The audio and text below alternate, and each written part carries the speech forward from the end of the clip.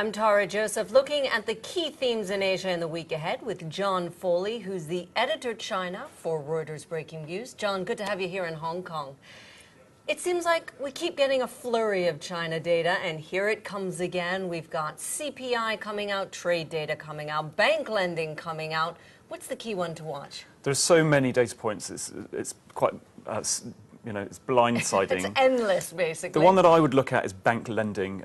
Bank lending drives the economy in China, and last month it was quite horrific. Banks only lent 540 billion yuan of loans, which basically is not very much. So people will be looking to see that banks are lending again. If bank lending is healthy, if it's much higher this month, then it will be a sign that the slowdown isn't as bad as people fear. It seems like we've gone from a flood of bank lending, a huge problem in China, to next to nothing. So is it going to be that dramatic each time around? Small banks can't lend because they've used up their capacity. Big banks can lend, but either they don't want to or no one wants to borrow from them. So somehow they need to match supply with demand, otherwise the economy is going to get into more trouble.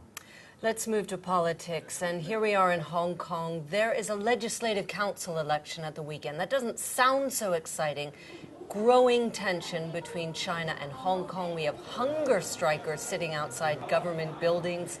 What's this leading to, and what should we watch for? Hong Kong's elections are very strange. No one outside of Hong Kong understands them, but there are 70 seats, half of them are voted for by the people of Hong Kong. And the incumbent chief executive, CY Leung, is very unpopular. So this will be a kind of protest vote by the people of Hong Kong, passing judgment on things like the national education curriculum, which is this very controversial, some people call it propaganda program of teaching kids about what it means to be Chinese. Hong Kong is increasingly butting heads, I think, with the mainland, and it'll be interesting to see how this goes, because Hong Kongers keep pushing at the limits of what's acceptable to Beijing. As you say, this pushing of the limits, are people starting to feel this in Beijing? The tension is obvious here in Hong Kong. I think it still feels very far away, and Hong Kongers do tend to be very civilized about the way they protest. But as you say, we have hunger strikers outside the government building here, and children, and threats to boycott schools, and this is very young protesters, which is a touch point in China. They're very sensitive to the idea of students protesting. So I think it's being watched with some nervousness, especially ahead of China's own leadership transition, which is going to be in about a month's time. Finally, let's quickly go back to the economy. Auto sales. We've seen declining auto sales in China. Is this a sign that the economy is slowing down? It's got to be a sign the economy is slowing down, and auto sales, I think, are likely to grow in single-digit percentages this year, which is, when you consider they were growing 40% at one stage a couple of years ago, it's got to be a sign of a slowdown.